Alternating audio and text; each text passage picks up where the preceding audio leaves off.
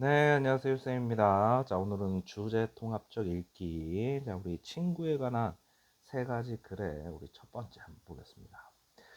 자, 벗들이 지어준 나의 공부방. 이렇게 되어 있습니다. 자, 보면요. 백탑 아래 동네로 이사한 지, 자, 새해쯤 되던 해였다. 자, 지금 이게 친구에 관련된 내용인데요. 자, 우리 갈래로 보면 소설입니다. 소설. 됐어요? 소설이고요. 18세기에 조선을 배경으로 하는 그런 소설입니다.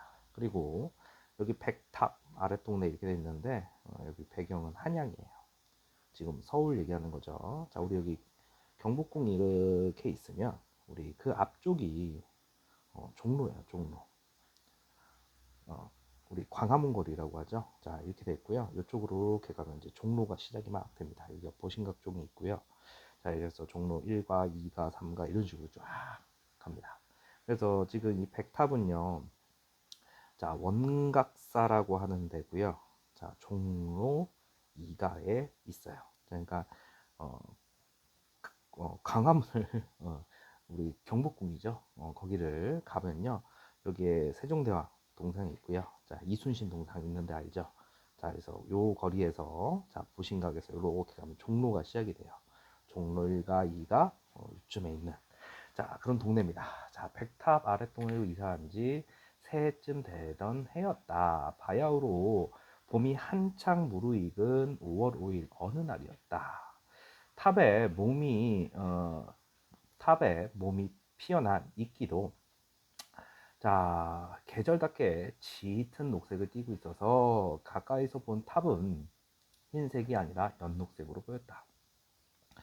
자, 벗들만 간간히 드나들던 호젓한 나의 집에 자 벼랑간 굵은 나무와 연장을 짊어진 장정들이 들이닥쳤다. 갑자기 사람들이 막 오니까 자 집안 사람들은 눈이 휘둥그레지고 어리둥절하기는 나도 마찬가지였다.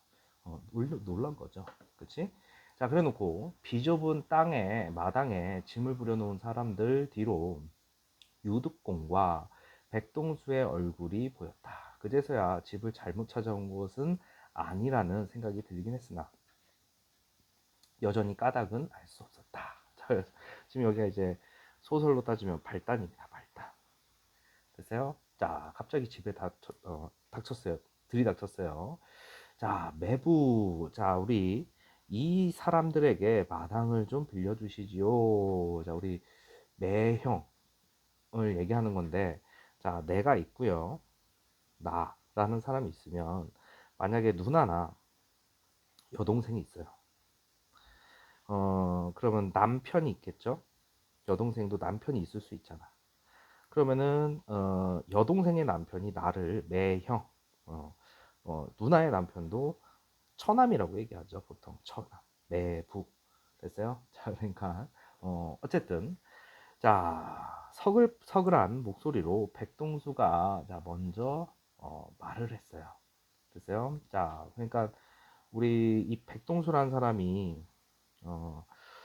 혹시 너희들 연한 박지원이라고 아니? 조선 후기에 무관 이름이에요. 조선 후기에 무관. 그리고 어, 박지원이나 이동무나 이런 사람들이에요. 박지원 들어보지 않았나? 박지원, 그다음 박제가 이런 사람들이 실제로 조선 후기에 실학을 공부한 북학파입니다.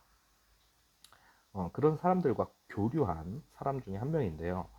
그 말을 고지고대로 새겨봐도 까닭을 알 수 없었다. 하필이면 비좁은 내 집의 마당을 빌려달라니 차라리 집 밖에 빈터가 더 넓지 않은가 이런 생각을 하고 있는데 유독공이 자 겸연쩍은 표정을 지으며 덧붙였다. 자, 그러니까 그래도 친구를 좀 걱정해주는 사람이 이제 유독공이라는 사람이네요.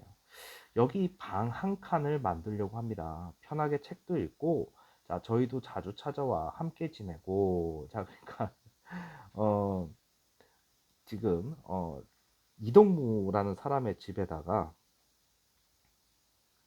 집을 짓는데, 그거를 우리 유독공이라는 사람이 지금 우리가 장정들을 밀고 온 이유를 이제 여기서 얘기를 합니다. 그러니까 유두공이 설명해주는 부분이겠죠. 그래서 자, 지금 여기가 이제 전개라고 할 수 있겠죠. 자, 그래놓고 위기입니다. 무어라 할 말이 떠오르지 않았다. 어느새 눈앞에 뿌옇게 흐려졌다. 찾아온 벗들은 한 번도 편안하게 맞이하지 못한 지나는 날들이 그림처럼 지나갔다. 자, 그러니까 우리 집은 바깥채가 따로 없이 좁은 마루를 사이에 둔 방 두어 칸이 전부였다. 그러니까 지금 나라고 하는 사람이 이동무야. 근데 가난한 거예요. 가난한 형편. 손님이라 또 찾아오면 나와 함께 있던 어린 동생은 형수와 조카들이 있는 방으로 건너가야 했다. 그러니까 방 두 칸짜리 집인데 지금 동생, 형수 지금 엄청 많이 살잖아, 그치? 자, 그래놓고 어이구 지금 여기 보면은 지금 이렇게 살고 있는데 출탄 아버님이 돌아오시면 나는 찾아온 것들과 함께 슬그머니 바깥으로 나와야만 했다. 미국 쟤 어떻게 다 살고 있는 거야? 이 좁은 집에 지금 아버지도 있고 형수도 있고 조카들도 있고 동생도 있고, 그쵸? 자, 그래놓고 어쩌다 비좁은 방 안에 자 무릎을 맞대고 앉아 있어도 편치 않았다. 자, 행여 손님에게 방해가 됐으라 아내는 목소리를 낮췄지만 아이들을 꾸짖는 소리는 문풍지 사이로 바람과 함께 흘러들어왔다. 자, 늦은 밤이면 더욱 조심스러워. 자, 목소리를 낮추는 것은 방 안에 있는 사람들도 마찬가지였다. 자, 추운 겨울날 지금 엄청 좁은 집에서 지금 살고 있죠. 됐어요? 자, 그래서 추운 겨울날에는 칼바람이 그대로 몸에 감겨들었고 쌓였던 겨울눈이 녹기라도 하면 썩은 초가지붕에 누런 물이 흘러내렸다. 얼었다 녹은 자리에서도 누런 물이 배어나와 앉아있는 손님들 옷을 누렇게 물들기도 했다.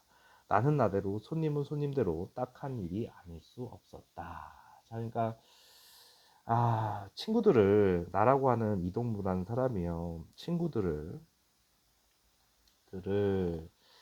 편안하게 자 맞이하지 못한 딱한 사정을 회상한 거죠. 자, 보다 못한 벗들이 가진 것을 조금씩 내어 서재를 지어주자는 의논을 한 듯 싶다. 와, 그래도 친구들이 돈을 조금씩 모은 거죠. 그래서 얼마 전 백탑 아래 사는 또 다른 벗 서상수의 집에서 꽤 많은 책들이 서적상으로 실려 나갔다는 소리를 들었다. 이 사람은 이제 이때 당시에 글씨나 문장 이런 게 좀 능통했다고 해요. 됐어요? 자, 그래서 이제 보니 그가 아끼던 책들이 마당에 부려놓은 나무가 되어 내 집으로 찾아온 모양이다. 지금 추측을 하고 있는 거죠. 지금 여기 친구들이 자기가 아끼는 이때 당시에 서적들은요 엄청 비쌉니다.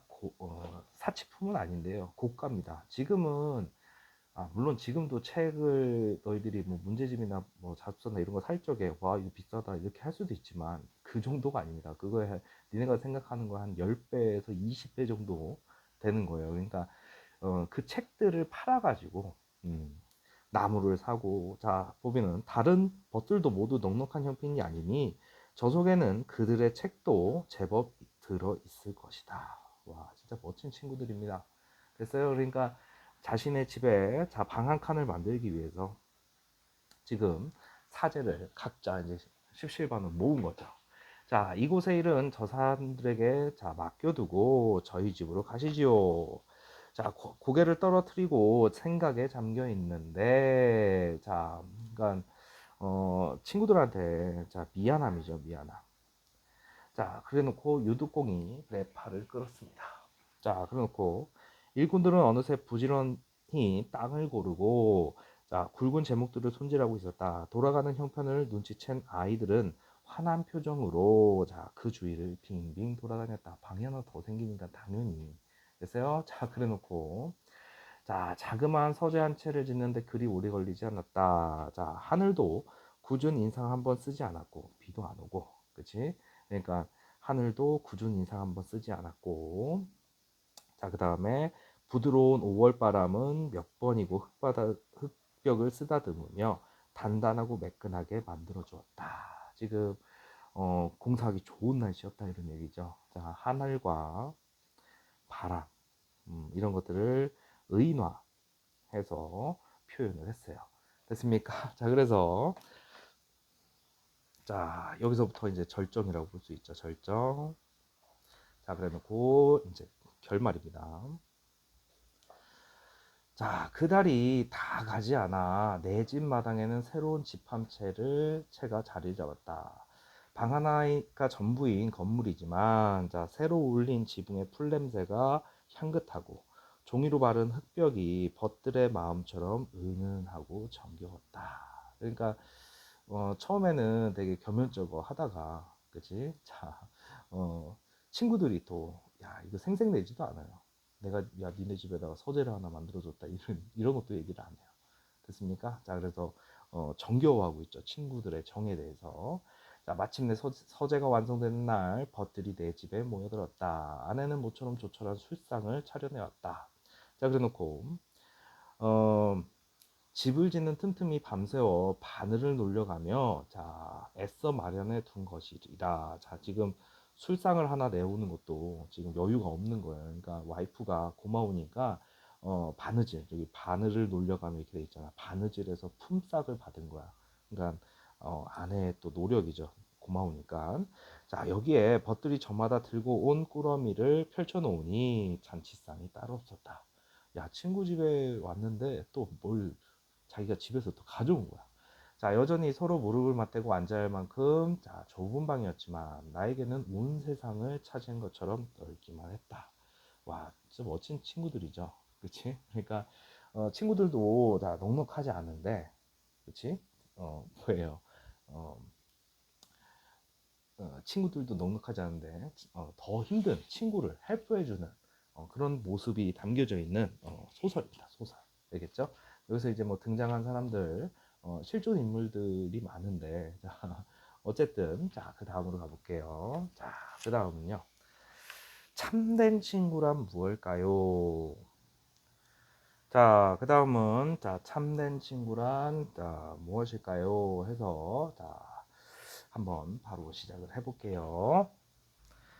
자, 따지고 보면 이 아저씨는 이제 철학 분야고요. 설명하는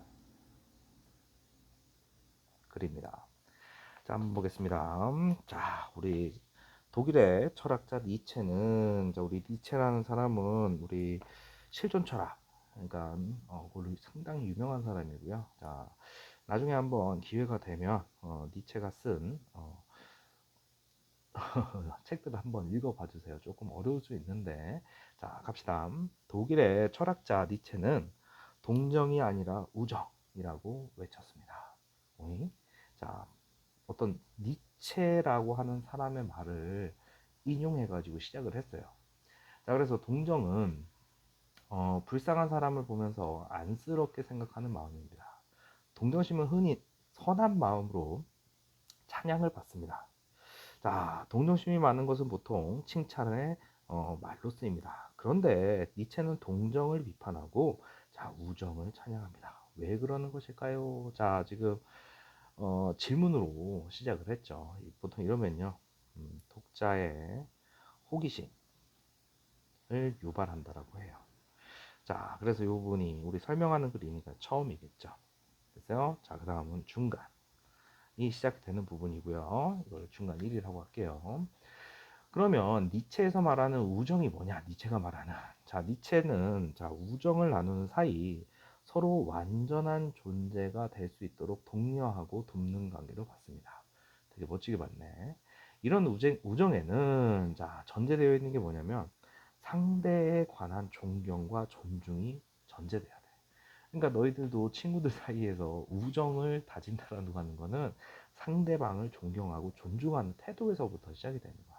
그래야 친구 관계가 진짜 우정으로 거듭나게 되는 거지. 자, 참된 우정을 나누는 친구들은 상대의 잠재력을 뭐예요? 서로 믿습니다. 상대의 능력과 성실함을 신뢰하고 그런 상대를 존경합니다. 자, 그러니까 이게 니체가 생각하는 우정을 찬양하는 이유죠. 됐어요? 그러니까 니체가 말하는 우정에 대해서 지금 얘기를 하고 있어요. 그럼 상대를 동정하게 되면 어떨까요? 자, 우리 친구 관계에서 상대를 동정하는 거야. 그러니까 불쌍하게 보고 그러면 상대방이 자존심 상하지 않을까? 어찌되건 그를 도울지라도 그가 홀로 일어설 수 있다고 확신하지 않습니다. 자, 예를 들어 헐벗은 차림으로 구걸하는 사람에게 1,000원짜리 한 장을 줄 때 우리는 그 사람이 그것으로 구걸하는 생활을 그만둘 것이라고 생각하지 않습니다. 그 사람이 한두 끼 밥을 먹고 연명하는 데 도움이 되기를 바랄 뿐입니다. 그러니까 이거는 뭐란 얘기야? 동정이란 얘기야. 동정은 상대방에 대한 지금 요 내용은 존중이나 존경이라는 게 담겨져 있는 그런 행동이 아닌 거야. 됐어요? 자, 그래 놓고 니체가 상대를 대할 때 동정이 아니라 우정을 바탕으로 주장하는 이유가 바로 여기에 있습니다. 동정에는 상대에 관한 믿음과 존중이 들어있지 않기 때문입니다. 그래서 동정이 아니라 우정을. 자, 상대가 설령 큰 실패로 좌절에 빠져 있더라도 진정한 친구는 그가 다시 일어설 수 있다고 믿습니다. 그러면서 친구가 다시 일어설 수 있는 방법을 함께 찾습니다.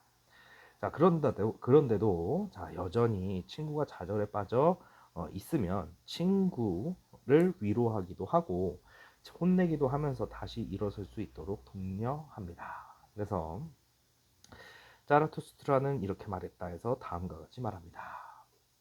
너희들 니체 쓴 가장 유명한 책입니다. 읽어보시면 조금 내용이 되게 길어요. 자, 어쨌든 그대에게 고통받는 친구가 있다면 그의 고민에 휴식처가 되도록 하라. 그러나 딱딱한 야전 침대가 되도록 하라. 그러면 그대는 그에게 가장 많이 유용한 존재가 될 것이다. 자, 여기 보면은 휴식처가 되는데 푹신한 게 아니라 딱딱한 야전 침대가 되래. 왜냐면 나한테 너무 의존하다가 오히려 일어날 수 있는 그 회복력이 늦어질 수 있단 말이야. 그러니까 이 말에서 눈여겨볼 대목이 있는데 니체는 친구에게 딱딱한 야전 침대가 되라고 말합니다. 지금 병상용 침대와는 달리 딱딱한 야전 침대는 전쟁터에서 일시적으로 휴식을 취하는 데 사용하죠. 본래 건강한 사람은 야전 침대에서 잠시 휴식을 취하고도 쉽게 기력을 회복합니다. 그래 놓고 진정한 친구는 상대의 잠재력을 신뢰하기 때문에 상대가 좌절에 빠져 있을 때 위로와 힘도 주겠지만 동시에 그가 자신의 잠재력을 활발하게 다시 발휘할 수 있도록 독려할 수 있는 게 분명합니다. 그러니까 니체가 생각하는 진정한 친구의 태도입니다. 이런 의미에서 진정한 친구는 상대에게 환자가 눕는 병상용 침대가 아닌 야전 침대가 되어야 하는 것이죠. 자, 그러니까 친구의 잠재력을 발휘할 수 있게끔 해줘야 진정한 친구다. 됐습니까? 자, 그래서 우리 아까 전에 중간 1 부분이 요 부분인데 여기서는 이제 뭐라고 했냐면은 동정과 우정의 차이에 대해서 얘기를 한 거고요. 여기가 이제 중간 2인데요. 중간 2에서는 친구의 잠재력을 발휘할 수 있게 해줘야 그래야 이게 진정한 우정이다 라고 얘기를 합니다. 그래 놓고 또 니체가 이게 이제 중간 3이 되겠죠. 자, 우정의 가장 근본적인 특성 중 하나를 우리 동고동락이라고 하죠. 자, 그래서 그러니까 동락이라고 봅니다. 그러니까 타인의 고통을 함께 느끼는 것은 그리 어렵지 않습니다. 하지만 타인의 기쁨을 함께 느끼는 것은 꽤 어렵습니다. 왜냐면은 친한 친구인데 누구는 안 되고 누구는 잘 되면 이게 배 아픈 그런 마음이 생기기 쉬워요. 자, 그런데 자, 우리 모두에게는 자신이 남들보다 우월해지기를 바라는 마음이 있습니다. 또 타인의 성공을 시기 질투하는 마음도 강하게 자리 잡고 있습니다. 그러니까 타인의 기쁨을 같이 기뻐해 주는 게 진짜 쉬운 일이 아니다, 이런 얘기예요. 자, 그래 놓고 우리가 동정을 느끼는 사람들은 나의 자존감과 자존심을 상하게 하지 않습니다. 오히려 우리는 은연중에 그 사람들과 달리 불행의 처지에 빠지지 않은 자신의 처지를 만족하게 느낀다. 그러니까 이렇게 되면 이거는 진정한 우정이 아니에요. 자, 그래서 한편 우리보다 성공한 사람들에게 질투와 시기심을 느끼게 되죠. 자, 아울러 그 사람보다 못한 자기 자신의 열등의식을 느끼기 쉽습니다. 자, 유명인에게 달리는 악의적인 댓글에서 그런 열등의식을 확인할 수 있습니다. 그러니까 어, 타인의 성공과 행복, 어, 타인의 성공과 행복에서 우리는 뭐 열등 의식을 느끼게 된다, 이런 얘기야. 그러니까 진정한 친구가 되기 위해서는 뭐가 있어야 된다고? 자, 타인의 행복을 또는 기쁨을 함께 느끼는 동락이 필요하다. 기쁠, 낙이고요. 같이 즐기는 거야. 자, 그래서 여기서 이제 끝을 얘기하는데, 이처럼 니체는 참된 친구는 상대를 믿고 존중하며 상대가 행복감을 느끼고 더 훌륭한 인간으로 성장하는 것을 함께 기뻐해 주는 존재라고 말합니다. 자, 이게 니체가 말하는 참된 친구가 되겠죠. 고통을 느낄 때 고통에서 벗어날 수 있도록 위로와 힘을 주고, 기쁨을 느낄 때 기쁨을 함께 나누면서 기쁨을 2배로 만들어주는 친구. 당신 옆에는 이런 친구가 있나요? 자, 이랬습니다. 자, 어려운 글 아니고요. 이제 참된 친구에 대한, 그치? 참된 친구. 뭐 이제 내용을 뭐 요약하면 참된 친구입니다. 상대를 믿고 존중하는 존재가 돼야 돼요. 그렇지? 그리고 행복과 기쁨을 힘들 때 같이 있어주는 건 쉬운데, 자, 행복과 기쁨을 같이 기뻐해 줄 수 있는, 동락해 줄 수 있는, 그렇죠? 자, 그래 놓고 자, 3번째 글입니다. 자, 인공지능과 친구가 될 수 있을까요? 자, 이렇게 됐어요. 자, 이번에는 설득하는 글이에요. 자, 어쨌든 보겠습니다. 자, 일단 내용 보겠습니다. 자, 처음 잠깐만. 요즘 우리는 인공지능을 주제로 한 책과 영화를 자주 접합니다. 오늘 소개할 클라라와 태양도 인공지능에 관한 소설입니다. 자, 클라라라는 이름을 가진 인공지능 로봇은 책에서 인공친구라고 소개가 됩니다. 인공친구는, 소설에서 말하는 인공친구는 인간에게 진정한 친구로 있어주기 위해 개발된 대상입니다. 그러니까 소설 속의 인공친구에 대한 개념을 여기서 이제 잡아주죠. 가게 진열장에서 인간에게 입양되기를 기다리던 클라라는 조시라는 어린아이가 사는 가정에 입양이 됩니다. 조시는 몸이 아픈 아이로 클라라는 조시의 친구가 되어줍니다. 그럼 한번 질문을 해봅시다. 자, 우리가 인공지능 로봇이 있는 미래를 그릴 때 왜 인공지능 로봇을 친구로 삼는 것을 상상으로 하고 있을까요? 그러니까 아니, 그때도 진짜 사람 친구가 있을 수도 있잖아. 그치? 그래 놓고 여기서 이제 질문을 던져요. 뭐 이거에 대해서 얘기를 하겠죠. 자, 처음. 자, 중간입니다. 이에 관한 답을 찾으려면 먼저 우리는 인간에게 친구가 왜 필요한지부터 살펴보아야 합니다. 그러니까 근본적으로 질문에 대한 해결을 하기 위해서 친구가 왜 필요하냐? 그래 놓고 자, 지금부터 수십만 년 또는 수백만 년 전 과거로 돌아가 생각해 봅시다. 현생 인류의 조상으로 추정되는 자, 오스트랄로피테쿠스, 우리 역사책에 많이 나오죠. 대부분 맹수에게 사냥당하기 쉬운 상대였을 것입니다. 자, 더 먼 과거에 영장류는 지구에서 가장 나약한 존재 중 하나였는데, 자, 우리를 사냥하던 맹수의 후손은 여전히 현재 동물원에 갇혀 있습니다. 이게 역정된 거죠. 그치? 일각에, 어떻게 이런 일이 가능했을까요? 자, 일각에서는 고도로 지능이 발전하면서 뇌가 급격하게 커진, 자, 호모 사피엔스가 출현해 지구에서 인류가 가장 높은 지능과 기술력을 지녔기 때문이다. 그러니까, 뇌가 커지면서 가능해졌다. 자, 호모 사피엔스가 자, 정교하게 무기를 만들어 자신보다 큰 맹수의 공격을 이겨냈다고 본 것입니다. 자, 그런데 문제가 하나 있습니다. 자, 인류의 뇌가 급격하게 커진 것은 호모 사피엔스만큼 지능이 뛰어나지 않았던 호모 에렉투스 시점부터라는 가설 때문입니다. 그러니까 뇌가 급격하게 커진 게 이제 우리 가장 약한 존재가 이제 강력한 존재로 바뀌는 그건데, 그게 이제 호모 사피엔스가 아니라 호모 에렉투스부터. 근데 호모 에렉투스는 어떻게 할 거냐 이거야. 자, 이 가설을 따르면 고도로 자, 지능이 발달한 것이 자, 뇌를 급격하게 커지게 한 핵심적인 원인이 어, 아닐 수도 있다란 것입니다.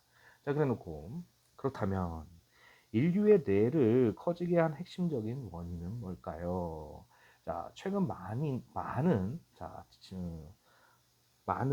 진화학자는 진화학자입니다. 진화학자는 자, 인류의 뇌를 커지게 한 핵심적인 요인으로 친구를 꼽는데요. 와, 앞서 말씀드린 대로 인류는 나약해서 혼자 맹수와 싸우면 맹수에게 사냥당하지만 친구 100명과 힘을 합치면 매머드도 사냥할 수 있었습니다. 살아남기 위해서 많은 수의 친구를 확보할 필요가 있었던 것입니다. 그런데 많은 수의 친구를 사귀려면 내가 일주일 전에 상대에게 바나나 3개를 주었는데, 자, 상대는 나에게 바나나를 몇 개 주었을까와 같이 서로 간의 거래를 기억해야만 그 관계를 오래 유지할 수 있을 것입니다. 자, 그래 놓고 더 많은 친구를 확보하기 위해 많은 양의 정보를 기억해야 하고, 그 과정에서 내가 점점 커질 수밖에 없었던 것이 최근의 가설입니다. 그러니까 뇌가 커질 수밖에 없었던 가설. 그치? 자, 세 번째까지 왔어요. 자, 그래서 이런 가설을 바탕으로 자, 인간이 친구를 필요로 한 이유는 자, 뭐랍니까? 자신을 지키고 자신이 원하는 바를 이루기 위해서. 그래서 뭐가 필요하다? 친구가 필요하다. 그래 놓고 자, 중간 내용이 계속 이어집니다. 그런데 친구가 많아지면 많아질수록 문제가 하나 생깁니다.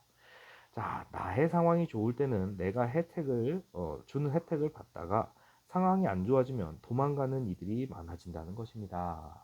자, 오늘날 온라인상에 있는 그 많은 친구는 내가 무언가 필요로 할 때, 필요로 할 때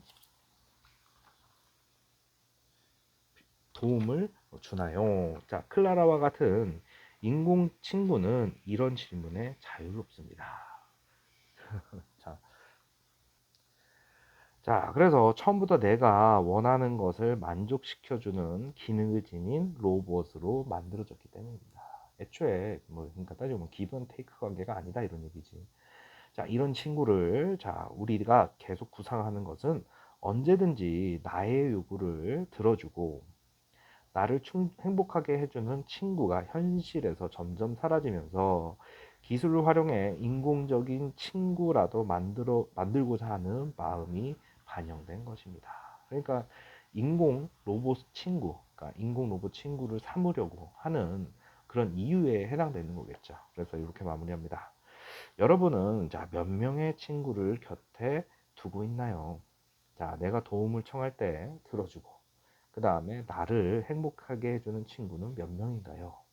자, 소설 속의 이야기처럼 인공 친구를 구매할 수 있는 시대가 온다면, 자, 인간은 인공 친구를 진정한 친구로 떠올릴지도 모릅니다. 자, 우리 미래에서 나타날 그런 현상에 대해서 어, 얘기를 했죠. 자, 그래서 지금 몽땅 다 친구에 대한 그런 얘기를 했습니다. 자, 그래서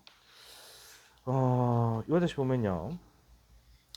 친구에 관한 세 가지 글을 읽고 다음을 활동해보자 이렇게 놨어요. 자, 보시면 첫 번째 글에서 다음 내용을 바탕으로 나를 대하는 친구들의 태도에 관해 이야기해보자.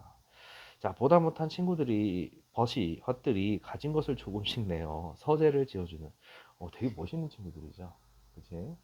그러니까 나를 대하는 친구들. 그러니까 어, 이제 학자인데 집에 서재도 없이 그러니까 혼자 책 읽을 수 있는 공간조차 없었던 거지.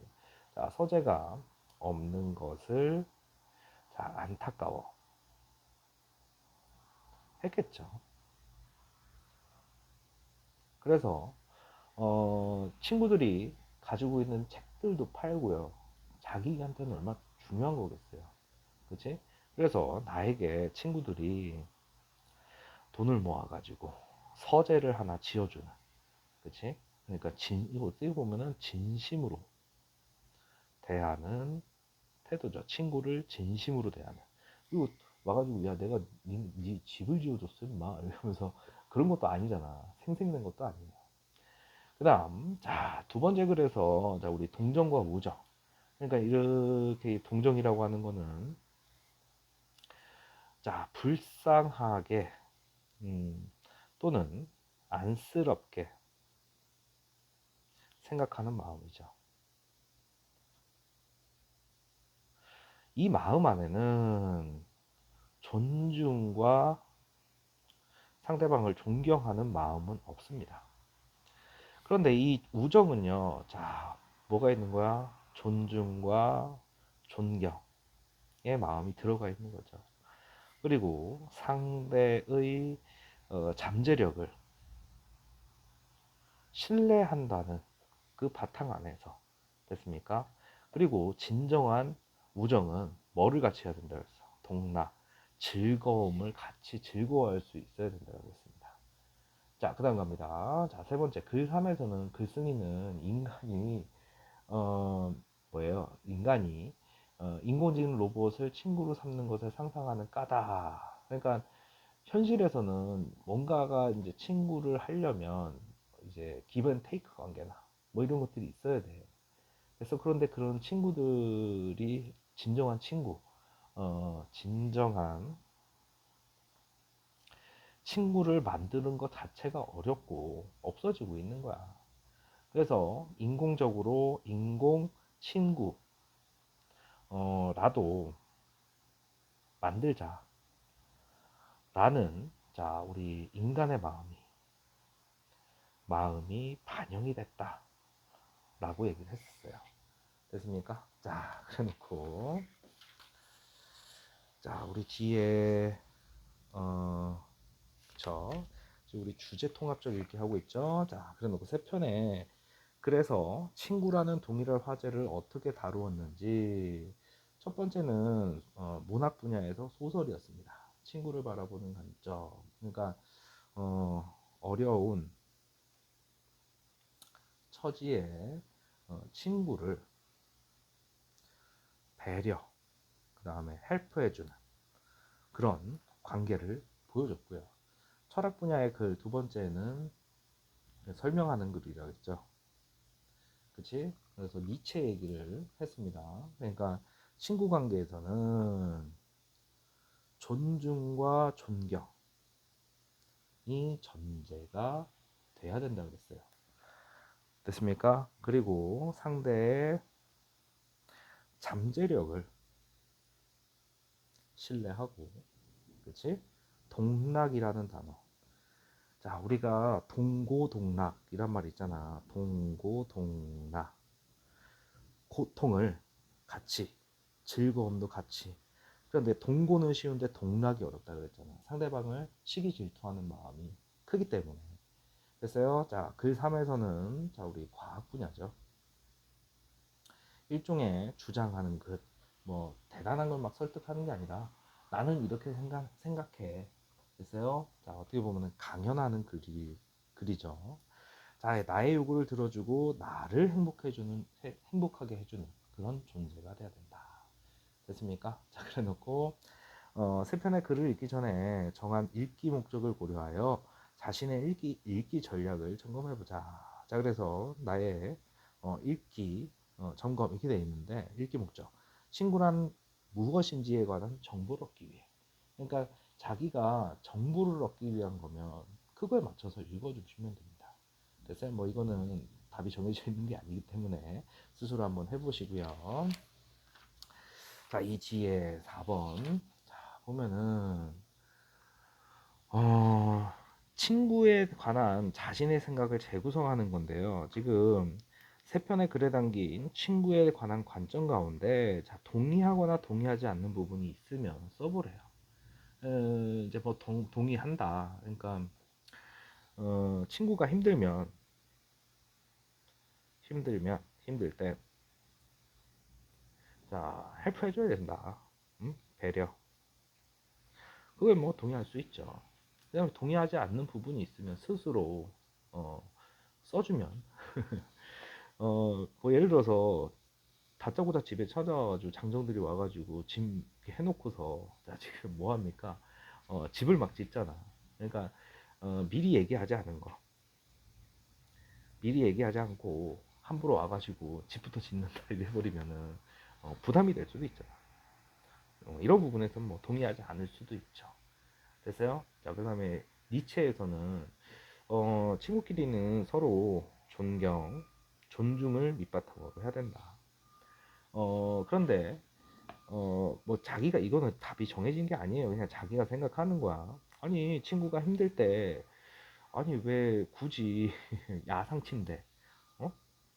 야상침대 왜 그것만 해야 되느냐. 물론 친구의 잠재력을 무시하면 안 되기 때문에 뭐 이렇게 얘기할 수 있지만 병상용 침대 해가지고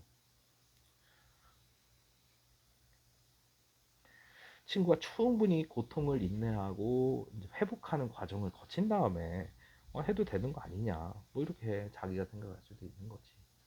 됐어요? 자, 그래서 글 3에서는 뭐 인공지능 로봇, 인공 친구 뭐 있을 수도 있지. 그런데 인간 대 인간, 어 그러니까 인공친구만이 해결책은 아닐 수 있다. 뭐 이렇게 얘기할 수도 있잖아. 이거는 답이 정해진 게 아니에요. 자기가 스스로 한번 생각해봐라. 뭐 이렇게 볼 수 있다라고 선생님이 그냥 살짝 그러니까 해준 거니까. 자, 이 뒤로는요. 자, 어려운 내용 아니고요. 자기가 뭐 수행평가 비스무리하게 자 내용을 정리해 주시면 됩니다. 됐죠? 자, 그래놓고 평가 문제집이랑 다섯서에 있는 문제들 풀면서 지금 4단원 전체는요 어려운 단원이 아니기 때문에 자습서와 평가 문제집에 있는 문제들을 풀면서 내용 정리하시길 바랍니다. 됐죠? 자, 여기까지 해서 4단원 마무리하도록 하겠습니다. 힐쌤입니다.